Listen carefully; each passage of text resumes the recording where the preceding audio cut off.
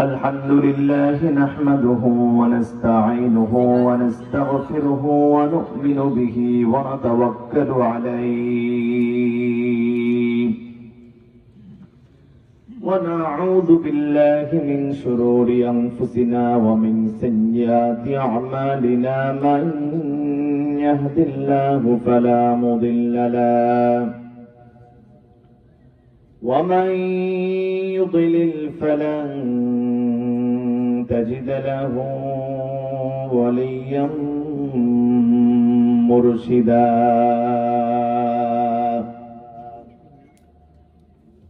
ونشهد أن لا إله إلا الله وحده لا شريك له ونشهد أن سيدنا ونبينا وحبيبنا وطبيبنا وطبيب قلوب أرواحنا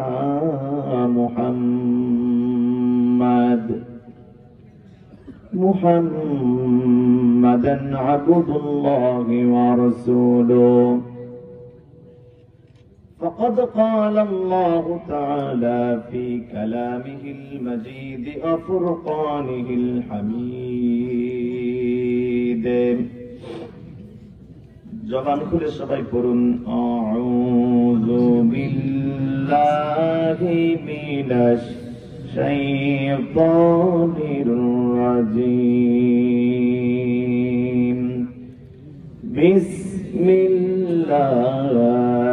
বিসমিল্লাহির রাহমানির রাহিম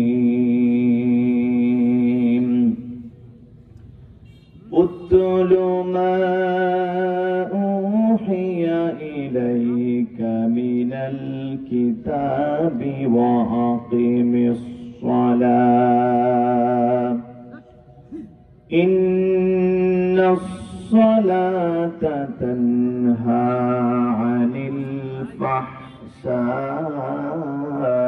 ওয়াল মুনকার ولذكر الله أكبر والله يعلم ما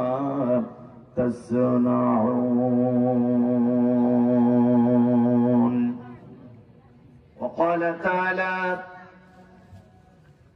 في شان حبيبه الكريم إن الله وملائكته يصلون على النبي يا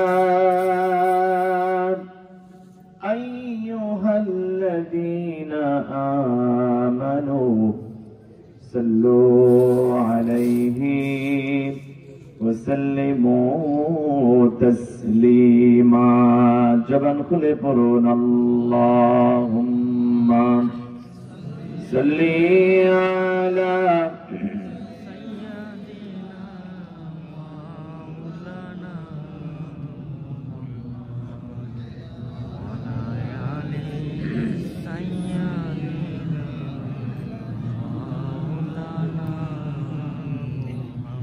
بلغ العلا بكماله كشف الدجى بجماله حسنت جميع خصاله صلوا عليه وبلبتش جور بوئے مدینہ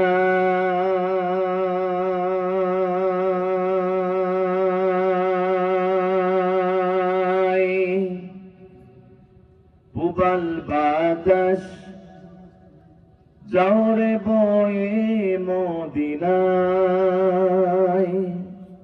مدر سلام پہنچایا داؤ روا جائے بلغ العلا بكماله كشف الدجى بجماله حسنت جميع خصاله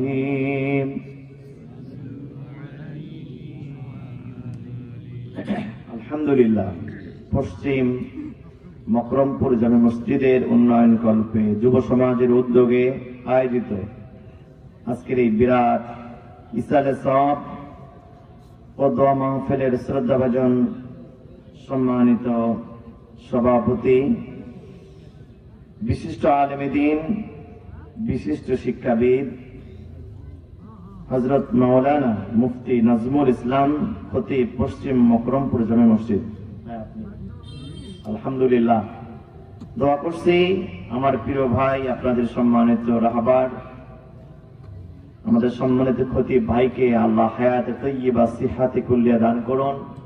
এলাকার মানুষের ঈমান, আমল, গুনাহ মুক্ত জিন্দেগি গঠনে ভূমিকা রাখার তৌফিক দান করুন, বলুন আমিন।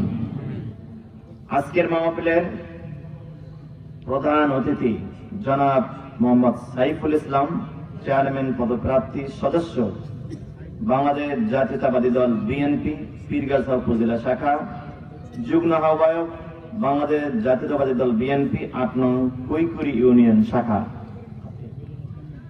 আলহামদুলিল্লাহ খুবই তরুণ মানুষ, মুখ ভর্তি দাড়ি, নুরানি চেহারা।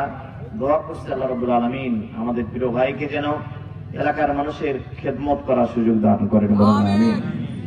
আমার পূর্বে কথা বলেছেন খুবই অনর্গল বর্ষী আলোচক, বিশিষ্ট আলেমে দ্বীন, ইসলামী বিশ্ববিদ্যালয় কুষ্টিয়ার মেধাবী ছাত্র হযরত মাওলানা এবিএম মাসুদ রানা সহ আজকে বিভিন্ন এলাকা থেকে আগত আমার সম্মানিত মুসলমান ভাইরা, পর্দার আড়ালে অবস্থানরত আমার মা এবং বোনেরা, আপনারা সবাই কেমন আছেন ভাই? আপনাদের তো অনেক কষ্ট হচ্ছে, প্রচন্ড শীত, ঠান্ডায় বসে আছেন, অনেক কষ্ট হচ্ছে না ভাইরা? যাক আলহামদুলিল্লাহ, আমরা কোরআনকে ভালোবাসি বিধায় কষ্ট সহ্য করি। আমরা শুকরিয়া আদায় করছি মহান রব্বুল আলামিনের দরবারে, যে মহান রব্বুল আলামিন আমাদের সুস্থ রেখেছেন, ভালো রেখেছেন, চমৎকার একটা পরিবেশ দান করেছেন, পরিবর্তিত স্বাধীন তারুণ্যের নতুন বাংলাদেশ আল্লাহ উপহার দিয়েছেন। এই বাংলাদেশ জুলাই বিপ্লবের পিছনে শুধু কি সমন্বয়কদের ভূমিকা ছিল, আর কিছুই ছিল না? আপনারা সবাই জানেন ফিলিস্তিন ৭৫ বছর ধরে সেখানে বাচ্চারা কান্না কাটি করতে করতে অনেকের চোখের পানি শুকায় গেছে। ২০২৫ সালের একাডেমিক সব স্কুল বন্ধ করা হয়েছে।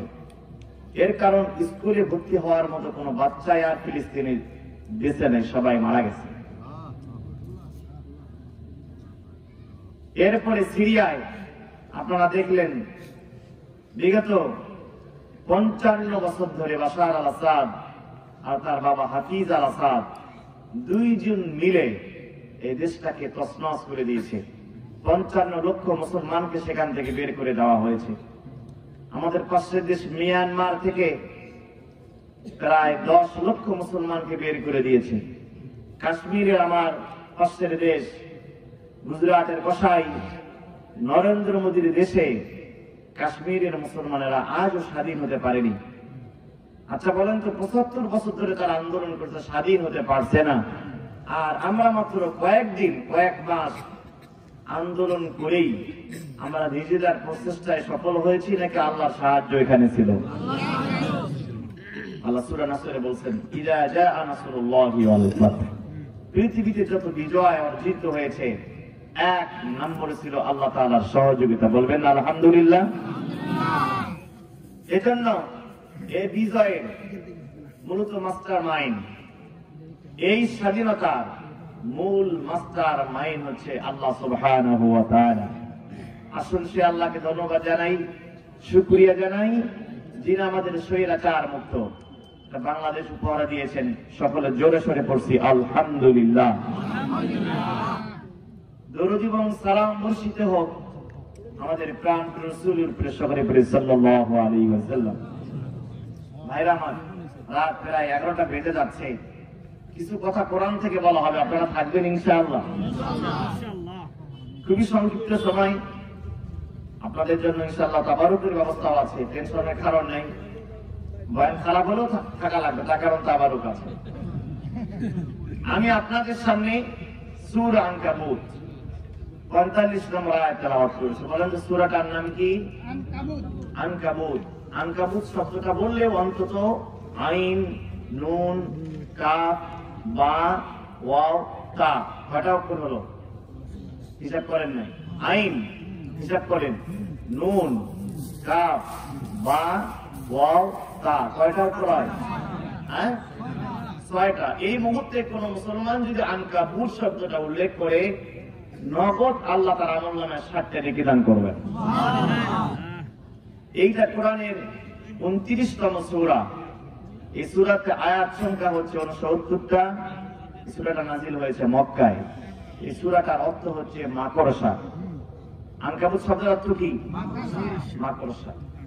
আপনাদের মনে প্রশ্ন জাগতে পারে, আল্লাহ তাআলা মাকড়সার নামে কেন সূরা দিলেন? আপনাদের যদি আমি জিজ্ঞাসা করি, যদি আমার কথা বুঝে থাকেন তাহলে উত্তর দেবেন। বলেন তো পৃথিবীর সবথেকে দুর্বল ঘরের নাম কি? মাকড়সার থেকে কোন দুর্বল ঘর পৃথিবীতে আছে?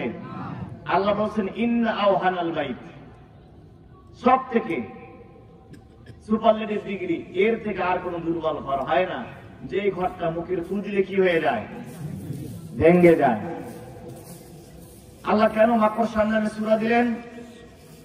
আল্লাহ এই সূরার 45 নম্বর আগের আয়াতে আল্লাহ আনকাবুত শব্দ নিয়ে আসছেন। মাসালুল লাযীনা ইত্তাখাযু মিন দুনিল্লাহি আউলিয়া কামাসালিল আনকাবুত, যারা আল্লাহ তাআলা ছাড়া অন্য কাউকে বন্ধু বানায়, ইসলামী নেতৃত্ব বাদ দিয়া যারা জাগতিক নেতৃত্ব মানে সুদখোর, জুয়াখোর, মদখোর, ধূমপানকারী, ধর্ষণকারী, এমন লোকদেরকে যারা নেতা হিসাবে গ্রহণ করে, ওই নেতার কর্মীর সম্পর্ক হচ্ছে মাকড়সার জালের মতো।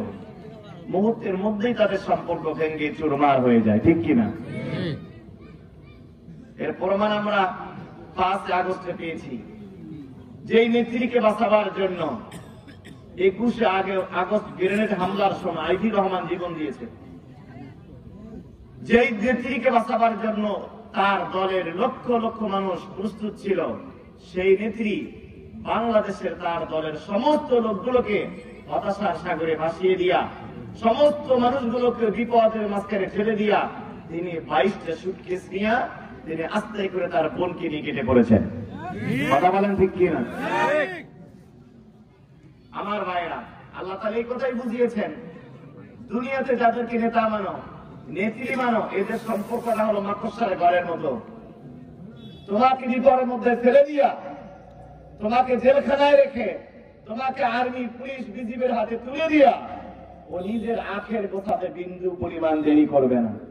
আমি বলি ভাই, যে নেত্রী, যে লেডি ফেরাউন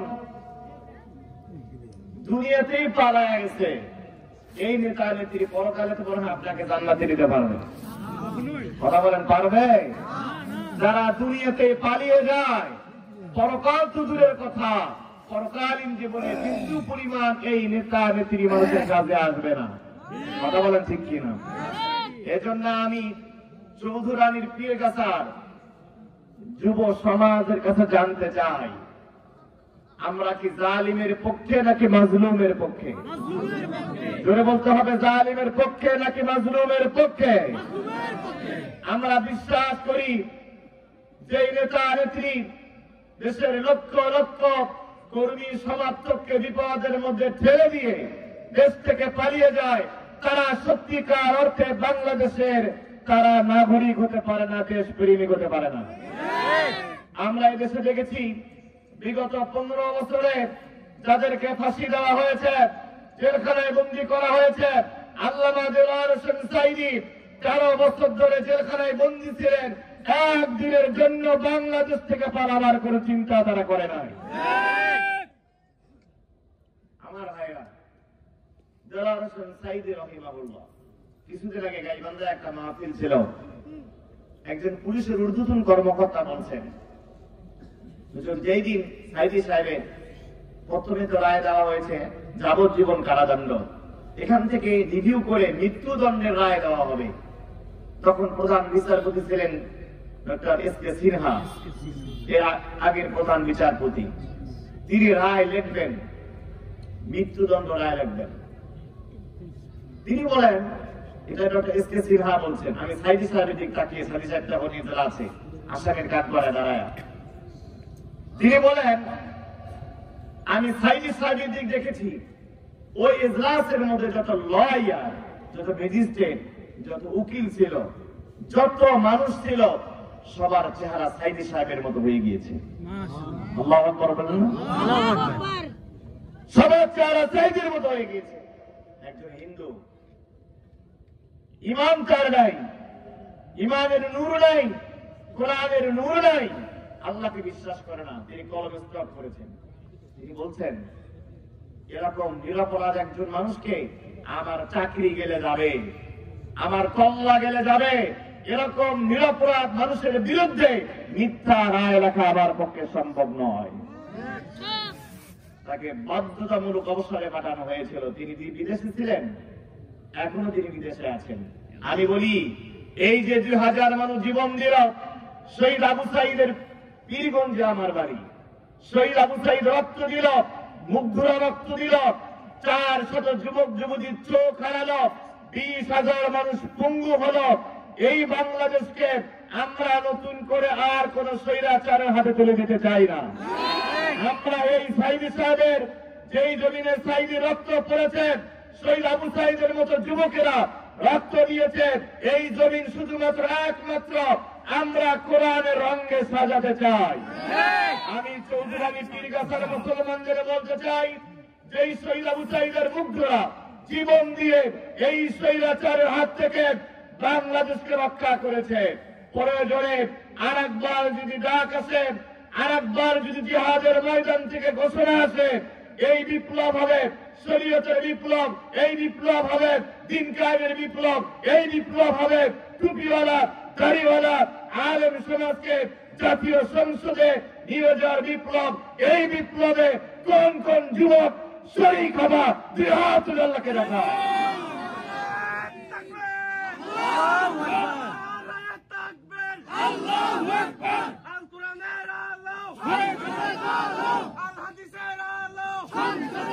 আমার ভাইরা, বিরক্ত হচ্ছেন আপনারা? আমি আপনাদের সামনে সূরা আনকাবুত তেলাওয়াত করেছি।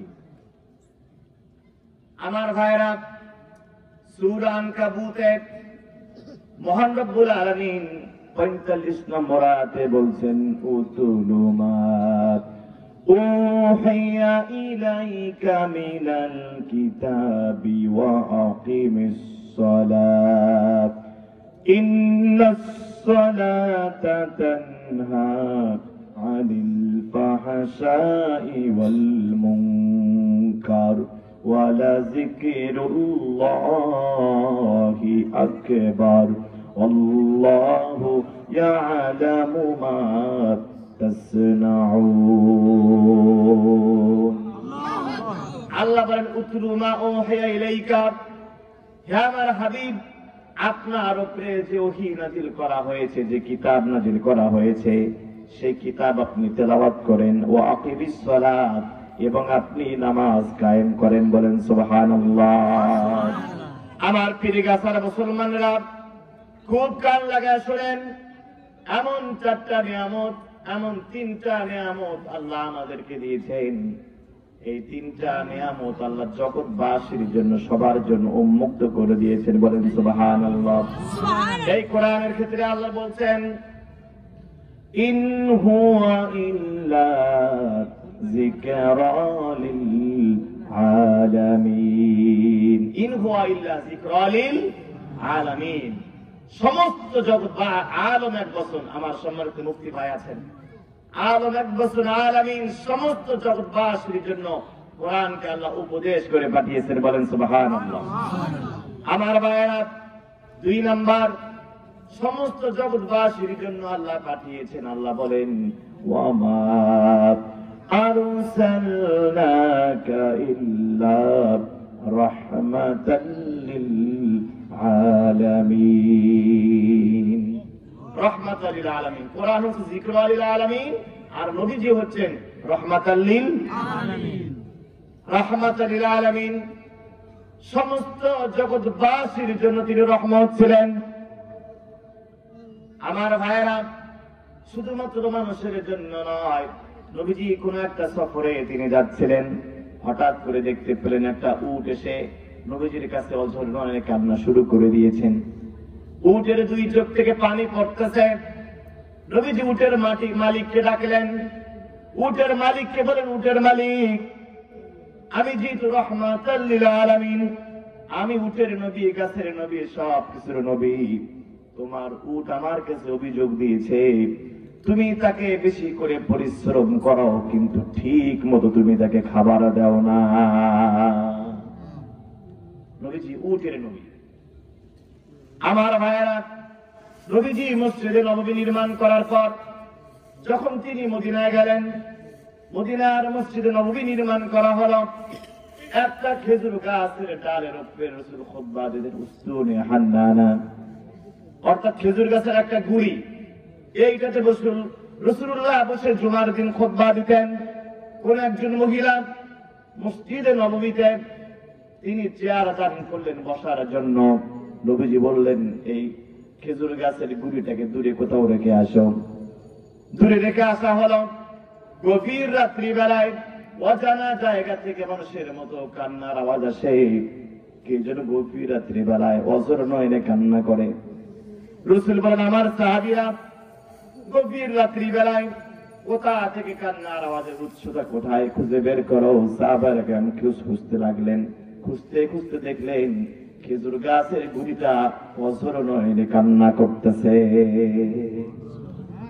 খেজুর গাছ বুঝাচ্ছে, এতদিন ধরে নবীজি আমার উপরে চড়ে খুতবা দিতেন, আমি রাসূলের সোহবত থেকে বঞ্চিত হয়েছি, রাসূল আমার উপরে আর বসবেন না।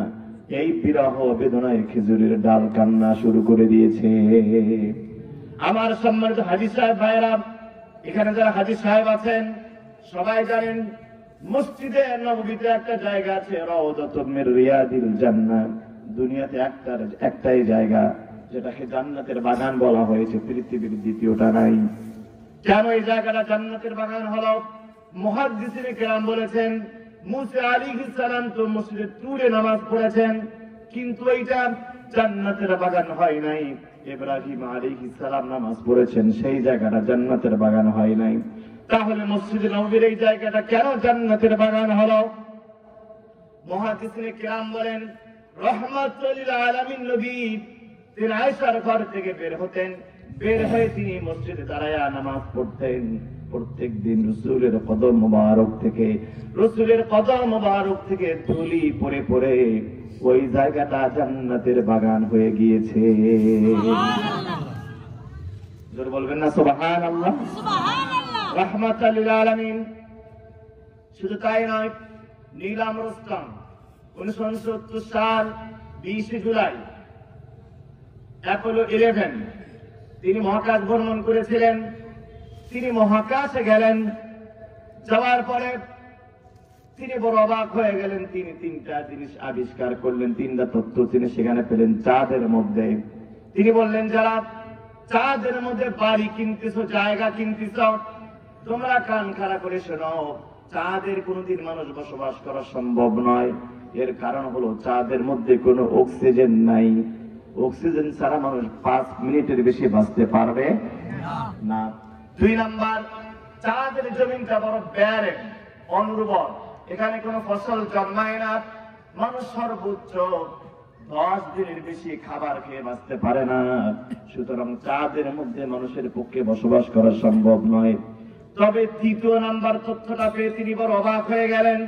তিনি বলেন, আমি খেয়াল করে দেখলাম চাঁদের এই মাথা থেকে এই মাথা পর্যন্ত পুরো চাঁদের গায়ের মধ্যে বড় একটা কালো রেখা দেখা যায়। এই কালো রেখাটা কি? আমি বড় চিন্তায় পড়ে গেলাম। কিন্তু আমি যদি এই কালো রেখা নিয়ে চাঁদে বসে গবেষণা শুরু করে দেই, আমার অক্সিজেন শেষ হয়ে যাবে, খাবার শেষ হয়ে যাবে, আমি তো দেশে ফিরতে পারবো না, আমার লাশটা গলে যাবে, পচে যাবে, আমার দেশে ফিরতে পারবো না। তিনি বলেন, আমি সেখান থেকে একটু পদার্থ নিয়ে আসলাম, আমি আমেরিকার ল্যাবরেটরিতে বসে গবেষণা শুরু করলাম। চাঁদের মধ্যে কালো দাগ কেন দেখা যায়, কেন কালো দাগটা সৃষ্টি হয়েছে। তিনি আজ থেকে 1500 বছর আগে নবীজির জীবনী পড়া শুরু করলেন। আবু জেহেল কোন একদিন বলছে, ও বিশ্ব নবী, ও মুহাম্মদ, তুমি তো দুনিয়াতে জমিনের মধ্যে তোমার জাদু খাটে, তোমাকে এবার এমন একটা মজুজার কথা বলবো যে জায়গায় কোনোদিন জাদু বুঝতে পারে না, তুমি মানুষের নজর লাগাতে পারবে না। এই যে আকাশে ঝলমল করতে চাঁদের আলো, পূর্ণিমার চাঁদ, তুমি যদি সত্যিকার অর্থে নবী হয়ে থাকো, তোমার হাতের আঙ্গুল দিয়া চাঁদটাকে দ্বিখণ্ডিত করে দেখাতে হবে। সুবহানাল্লাহ বলবেন না? আবু জেহেল বলছে, বেটা এতদিন তোমার জাদু দেখছি দুনিয়ায় জমিনে, কিন্তু এমন জায়গায়, ওই জায়গায় চাঁদের মধ্যে কি জাদু চলে? কথা বলেন না কেন ভাইরা? এই জায়গায় তোমার প্রমাণ করতে হবে। নবীজি তো মুজিজার, তিনি নবীরা নিজের থেকে কিচ্ছু করতে পারেন না যতক্ষণ আল্লাহ তাআলা মুজিজা না ঘটান। নবীজি বললেন, যদি আমি আল্লাহর হুকুমে করে দেখাতে পারি তোমার ঈমান আনবা? হ্যাঁ। রাসূলুল্লাহ সাল্লাল্লাহু আলাইহি ওয়াসাল্লাম হাতের আঙ্গুল দিয়া ইশারা করলেন, চাঁদের একটা অংশ পড়ে গেল আবু কুবাইস পাহাড়ে, আর একটা অংশ পড়ে গেল কাইকিয়ান পাহাড়ে। বলেন আল্লাহু আকবার। এই দৃশ্যটা দেখেছিল ভারত থেকে। তৎকালীন সময়ের ভারতের, আমি ওনার নামটা ভুলে গেছি, ভারতের রাজা ছিলেন। ওই দৃশ্যটা সেদিন চাঁদ দ্বিখণ্ডিত হওয়ার দৃশ্য তিনি ভারতে বসে স্পষ্ট দেখতে পেয়েছিলেন। আল্লাহু আকবার বলবেন না? আবু জেহেল বলতেছে, ইন হাযা ইল্লা সিহরুম মুবিন, বেটা মুহাম্মদ তোমার জাদু তো আসমানে পৌঁছে গেছে। বলেন নাউযুবিল্লাহ। আবু জেহেল বলছে, আর একটা উপায় আছে, তোমার এই জাদুটা আসলে জাদু কিনা আমি আরেকটু প্রুফ করব। একটা কাফেলা গেছে ইয়ামানে, ইয়ামান থেকে কাফেলাটা ফিরে আসবে, আমি ওদেরকে জিজ্ঞাসা করব আসলে আমরা মক্কা লোকেরাও দেখেছি নাকি ইয়ামেনের মানুষেরাও এই চাঁদ দ্বিখণ্ডিত হওয়া দেখেছি। তারা এসে বলল, হ্যাঁ আমরা স্পষ্ট দেখতে পেয়েছি, আমাদের চোখের সামনে হঠাৎ করে চাঁদটা দ্বিখণ্ডিত হয়ে দুই দিক থেকে পড়ে গিয়েছিল। নিরামর স্থান বলেন, শুধু তাই নয়, আমি সূরা কমার পড়া শুরু করলাম। আল্লাহ রাব্বুল আলামিন কোরআনে চাঁদের নামে সূরা দিয়েছেন, ইকতারাবাতিস সাআতু ওয়ানশাক্কাল কমার। বলেন আল্লাহু আকবার। আল্লাহ তাআলা বলেন, নবীজির সেদিন হাতের ইশারায় আল্লাহ রাব্বুল আলামিন চাঁদ দ্বিখণ্ডিত করেছিলেন। নবীজির আঙ্গুলের ছাপ আজ পর্যন্ত আল্লাহ চাঁদের গায়ের মধ্যে রেখে দিয়েছে। কেমন নবী পেয়েছেন ভাই? চাঁদের নবী, উটের নবী, খেজুর গাছের নবী, তামাম মাখলুকাতের নবী, রাহমাতাল লিল আলামিন।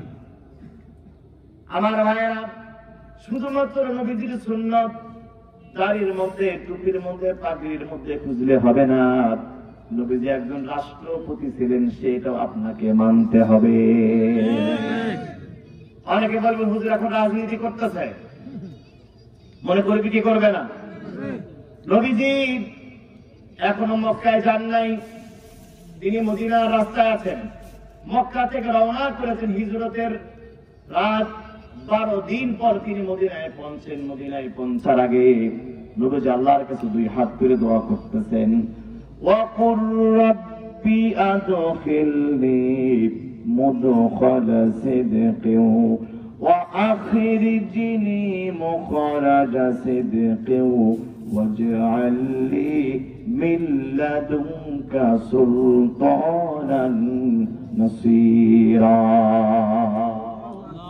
নবী দোয়া করছেন, ওয়াজআল লি মিন লাদুনকা সুলতানান নাসীরা। আল্লাহ আমি মদিনায় যাচ্ছি। নবীজি কি মদিনায় গেছেন? মদিনায় এখনো যান নাই, রাস্তায় দোয়া করছেন, আল্লাহ তুমি আমাকে মদিনায়, সুলতান মানে কি? কথা বলে না কেন? সুলতান মানে বাদশা, রাজা, প্রেসিডেন্সি, প্রধানমন্ত্রীত্ব। আল্লাহ তুমি আমাকে মদিনার ক্ষমতা দান করো। জোর বলবেন না সুবহানাল্লাহ? এক শ্রেণীর মোল্লা, মুন্সি, মৌলবী, এক শ্রেণীর দাড়িওয়ালা, টুপিওয়ালা তাই বলে ইসলামে রাজনীতি নাই। এরকম ভণ্ড আপনাদের এলাকায় 2-4টা আছে নাই? এরা মূর্খ, গন্ধ মূর্খ, ইসলামকে বুঝতে পারেনি। এখন নবীজি দোয়া করছেন, কোরআনটা কি পীরগঞ্জের কোরআন? আপনাদের পীরগাছার কোরআনে আয়াতটা নাই? সূরা বানী ইসরাঈল 80 নম্বর আয়াত। শুধু তাই নয়, সুলাইমান আলাইহিস সালাম দোয়া করেছেন ক্ষমতা পাওয়ার জন্য, ক্ষমতার জন্য। আল্লাহ রাব্বুল আলামিন সূরা সাদের 35 নম্বর আয়াতে বলেন, ক্বালাত রব্বি গফিরলি ওয়াহাব লি মুলকান লা ইয়ানবাগি লি আহাদিন মিন বা'দি ইন্নাকা আনতাল ওয়াহ্হাব। সুলাইমান দোয়া করেন, ক্বাল রব্বি গফিরলি, আয় আমার রব আমাকে তুমি ক্ষমা করো, ওয়াহাবলি আমাকে দান করো মুলকান, মুলকুন মানে কি কথা বলেন না কেন আলেমেরা, ক্ষমতা রাজত্ব দান করো, লা ইয়ানবাগি লি আহাদিন মিন বা'দি, এমন ক্ষমতা এমন প্রধানমন্ত্রী এমন রাষ্ট্রপতি আমাকে বানাইবা কিয়ামত পর্যন্ত আমার পরে এত বড় প্রধানমন্ত্রী যেন দুনিয়াতে আর কেউ হতে না পারে। আল্লাহ দোয়া তাই কবুল করেছেন। ইয়াতের ব্যাখ্যায় তাফসীরে মারিফুল কোরআনে লেখা হয়েছে, আমাদের মন্ত্রী এমপি সংখ্যা হলো 350 জন এমপি, 300 জন পুরুষ আর 50 জন মহিলা কোটা এমপি। কিন্তু সুলাইমান আলাইহিস সালামের মন্ত্রী সংখ্যা ছিল 6.5 লক্ষ। 7 দিন পর বলেন সুবহানাল্লাহ। পৃথিবীর কোন রাষ্ট্র আছে এরকম যে 6 লক্ষ এমপি আছে? পৃথিবীতে কোনদিন এত বড় প্রেসিডেন্ট আসবে? এই যে ডোনাল্ড ট্রাম্প, এই পাগলাটা আবার রাষ্ট্রপতি হয়েছে আমেরিকার। আমি এটা হাফ মেন্টাল এক ধরনের। ওরা দেখে সারা দুনিয়ায় নারী নেতৃত্বের মলম বিক্রি করে, কিন্তু নিজেরা কোনোদিন নারী নেতৃত্ব আজ পর্যন্ত বানায় নাই। 200 বছর ধরে একজন প্রেসিডেন্ট নাই যে মহিলাকে তারা প্রেসিডেন্ট বানিয়েছে। আমার মহিলা মা বোনদেরকে তারা তাদের ঘাড়ের উপর বন্দুক রেখে আমাদের মাথায় কাঁঠাল ভেঙে খায়, নিজেরা নারী নেতৃত্ব মানে না। কথা বলেন ঠিক কিনা? এক শ্রেণীর মানুষ বলে, এক শ্রেণীর বুদ্ধিজীবী নামে বুদ্ধি প্রতিবন্ধী বলে, ইসলাম যদি ক্ষমতায় যায়, আলেমেরা যদি ক্ষমতায় যায়, কোরআন যদি রাষ্ট্র ক্ষমতায় যায়, তাহলে মহিলাদেরকে ঘর থেকে বের হতে দেবে না। এরকম বন্ধ আসলে নাই। আর ইতিহাস জানো, রাসূলের মসজিদে নববী শুধু মসজিদের জায়গা ছিল না, রাসূলুল্লাহ সাল্লাল্লাহু আলাইহি ওয়াসাল্লাম মসজিদে নববীর বারান্দায় মেডিকেল সেন্টার করেছিলেন। সুবহানাল্লাহ বলবেন না? বন্দুকের যুদ্ধে সাদ বিন মুআজ অসুস্থ হয়েছেন, রাসূলের সেবা করার জন্য অসুস্থ সাহাবীদেরকে সেবা দেওয়ার জন্য রাসূলুল্লাহ একজন মহিলা সেবিকা নার্স নিয়োগ করেছিলেন। ইসলামী রাষ্ট্র কাকে বলে? মহিলারা ডাক্তার হবে, ইঞ্জিনিয়ার হবে, সব করবে, কিন্তু তাদের কর্মক্ষেত্র হবে সম্পূর্ণ আলাদা। তাহলে সুলাইমান আলাইহিস সালাম দোয়া করছেন কি করেন নাই? আর একজন নবী দেখেন, ইউসুফ আলাইহিস সালাম, সূরা ইউসুফ 56 নম্বর আয়াতে আল্লাহ জানান, قال اجعلني على خزائن الأرض إني حفيظ عليم। ইউসুফ দোয়া করতেছেন, قال اجعلني, আমার রব আমাকে তুমি বানাও খাযাইনুল আরদ, আমাকে খাদ্যমন্ত্রী বানাও। দোয়া করে কে? দোয়া করে একজন নবী। ইউসুফ আলাইহিস সালাম দোয়া করছেন, আল্লাহ আমাকে খাদ্যমন্ত্রী বানাও মিশরের। আল্লাহ এক মুহূর্ত দেরি করলেন না, বললেন وَكَذَلِكَ مَكَّنَّا لِيُوسُفَ فِي الْأَرْضِ, ইউসুফ আমি তোমাকে খাদ্যমন্ত্রীর দায়িত্ব দিয়ে দিলাম। অথচ অনেক মোল্লা মুন্সি মৌলবী বলে, হুজুর রাজনীতি করব আমরা, আপনারা ধর্ম নিয়ে থাকবেন, কবরে লজ করবেন, জান্নাতে লজ করবেন, জাহান্নামে লজ করবেন, এগুলো আজ আপনারা করেন না। মনে রাখবেন, এটা নতুন বাংলাদেশ, এটা তারুণ্যের বাংলাদেশ, শহীদার মুগ্ধের বাংলাদেশ। এই বাংলাদেশে কোরআনই চলবে, সব কিছু দেখা শেষ, আল কোরআনের বাংলাদেশ। মসজিদে মেহরাব, প্রত্যেকটা বাংলাদেশ 3.5 লক্ষ মসজিদে মেহরাব আছে না নাই? মেহরাব মানে হলো অস্ত্র রাখার জায়গা। হারবুন মানে যুদ্ধ, যুদ্ধে যে অস্ত্র ব্যবহার করা হয়, এই অস্ত্র রাখার জায়গাকে বলা হয় কি? মেহরাব। আমি রংপুরে একটা মসজিদে জুমা পড়ে 15 নম্বর ওয়ার্ডে সূত্রাপুরে।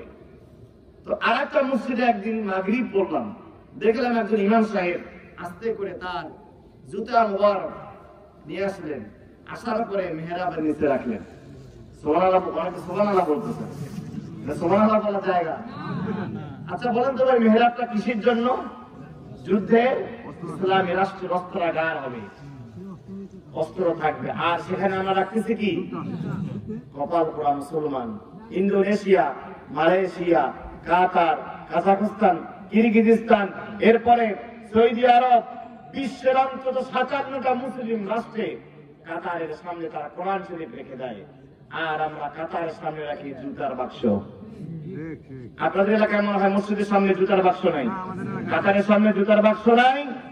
সৌদি আরবে কোটি কোটি টাকার স্বর্ণের দোকান খোলা, শাটার নাই, ধাপ নাই, দারোয়ান নাই, সিকিউরিটি নাই। আজান হয়েছে, মসজিদে চলে গিয়ে দারোয়ানও চলে গেছে, মালিকও চলে গেছে। কোটি টাকার স্বর্ণের জিনিস কেউ বলায় না।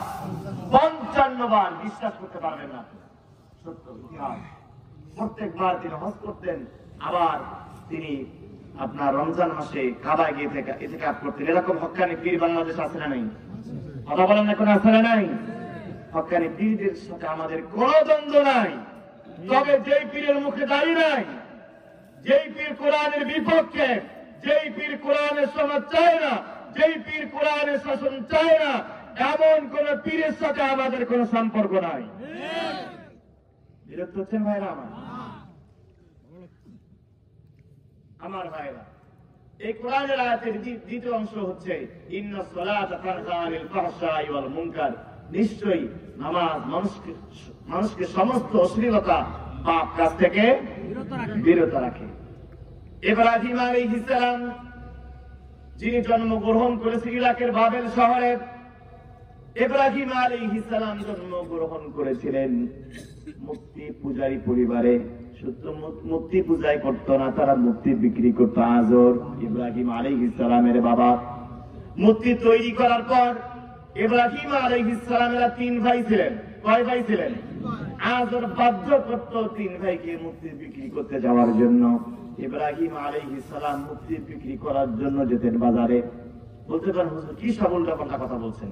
হ্যাঁ, ইব্রাহিম এবং তার 2 ভাই মিলে তারা মূর্তি বিক্রি করতে যেতেন। বাবা বাধ্য করতো বাজারে যেতে, যেহেতু তাদের আয়ের উৎস ছিল মূর্তি বিক্রি করা। যাওয়ার পরে তবে ইব্রাহিমের 2 ভাই মূর্তি বিক্রি করতো, আর ইব্রাহিম করতেন কি? সাপোজ আপনাদের চৌধুরানী বাজারে বেগুন নিয়ে গেছেন, যাওয়ার পর বলতেছেন ভাই আমার বেগুনে কিন্তু পোকা আছে, পচা বেগুন, এ বেগুন কেউ নেবেন না। যার মাথায় একটু ভ্যালু আছে সেই বেগুন কিনবে। কথা বলেন না কেন? ইব্রাহিম বলতো দেখো মালাই বুনিয়ান কাশাইয়া, এটা কোনো উপকার করতে পারে না, ক্ষতি করতে পারে না, শোনে না, দেখে না, এমন ভণ্ড দেবতা তোমাদের কেনার দরকার নাই। একটাও বিক্রি হতো না। বাড়িতে আসার পথে পুকুর ছিল বা পানি জাতীয় একটা কিছু ছিল, ইব্রাহিম আলাইহিস সালাম কামনে ধরতেন, মুক্তি ধরে মাথাটা পানির মধ্যে চুবায় ধরতেন। হিন্দুরা কিন্তু এই জায়গায় থেকে দেবতা চুবায় নদীর মধ্যে। তবে এটা আবার ইব্রাহিমের মন মানসিকতা, ইব্রাহিমের চিন্তা আর হিন্দুদের চিন্তা কে এক? ইব্রাহিম ডুবিয়েছে, এগুলো কোনো উপকার করতে পারে না। আর হিন্দুরা ডুবায় অনেক ভক্তি নিয়া, যে আমার মাকে ডুবিয়ে আসলাম। এটা আজর টের পেয়েছে। আজর 100 হয়ে গেছে। আজর বলতেছে ইব্রাহিম, আমার বাড়িতে খাও, আমার টাকায় পোশাক করো, আমার দেওয়া গাড়িতে চলো, আমার ঘরে থাকো, আর আমার জাত যদি চুবা ধরা পানির মধ্যে এত সাহস কই পাইলা? সেকেন্ড টাইম, নেক্সট টাইম যদি আমার জাত দেবী নিয়া মূর্তি নিয়া মুখ খুলছো, তোমার পাথর মেরে হত্যা করবো। বলেন না নাউজুবিল্লাহ। আচ্ছা বলেন তো ভাই, ইব্রাহিম আলাইহিস সালামকে তার বাবার পাকা দাড়ি মই দিয়েছেন? চুরি করেছেন? কেন পাথর মারতে চায়? এই জন্য পাথর মারতে চায়। সমাজটা চলছিল মূর্তি পূজার দিকে, ইব্রাহিম চাচ্ছিলেন সমাজটা চলুক আল্লাহর দ্বীনের দিকে। কথা বলেন ঠিক কিনা?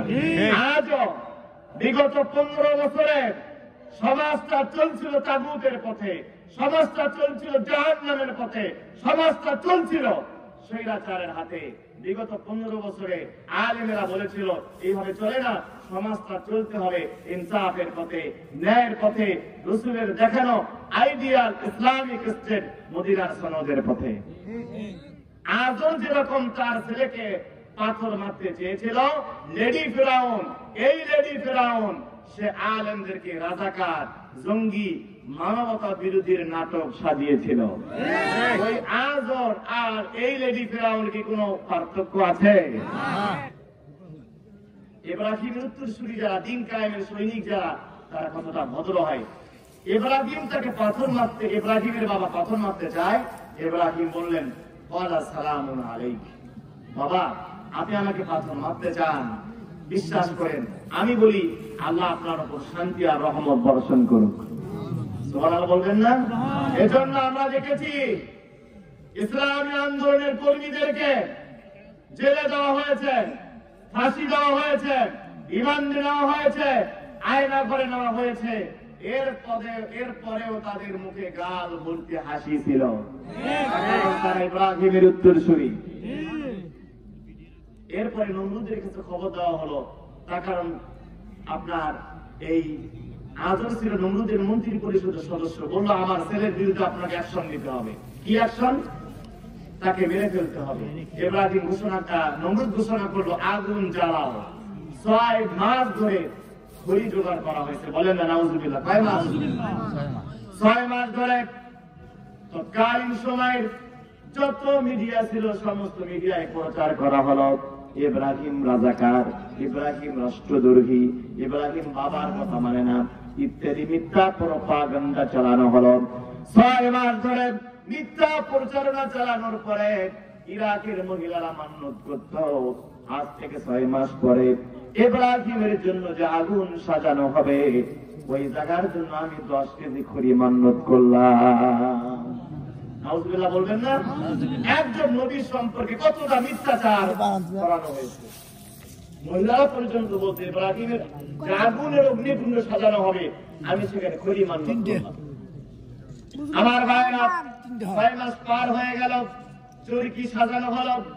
2 জন নবীকে সব থেকে বড় অপমান করা হয়েছিল, 2 জন নবীকে উলঙ্গ করা হয়েছিল, বলেন না নাউজুবিল্লাহ। আমার ভাই, নবীরা জাতির শ্রেষ্ঠ সন্তান ইব্রাহিম আলাইহিস সালাম। ইব্রাহিম আলাইহিস সালাম ছিলেন জাতির পিতা। মুসলমান চিৎকার করে বলতে হবে, মুসলমানদের জাতির পিতা কে? আরো জোরে বলতে হবে, মুসলমানদের জাতির পিতা কে?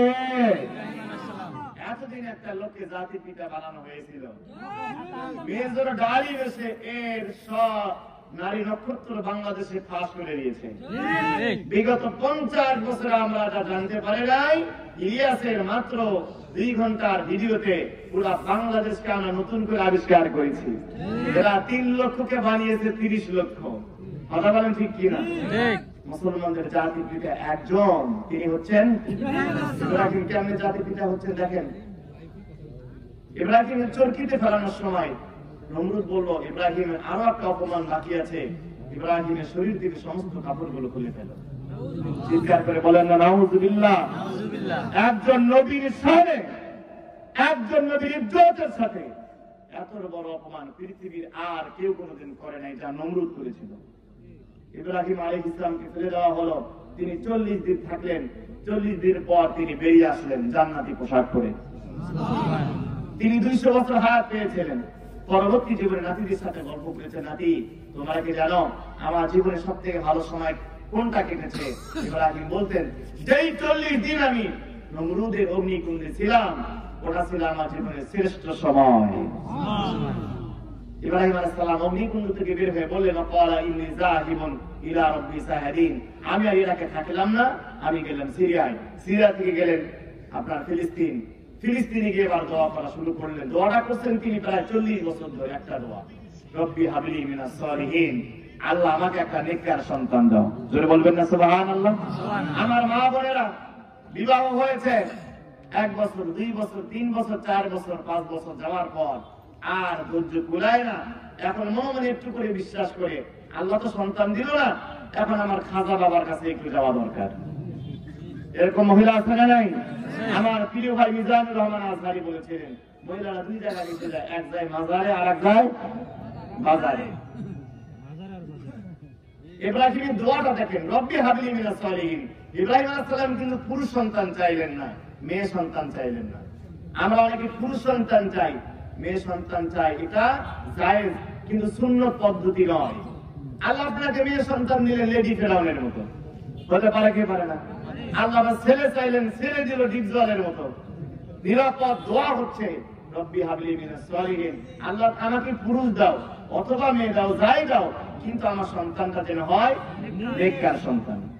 আল্লাহ দোয়া কবুল করলেন। আল্লাহ বলেন ফাবাশশারনাহু বিগুলামিন হালিম, ইব্রাহিম আমি তোমাকে একটা ধৈর্যশীল সন্তানের সুসংবাদ দিলাম। জাতির পিতা কেমনে হলেন?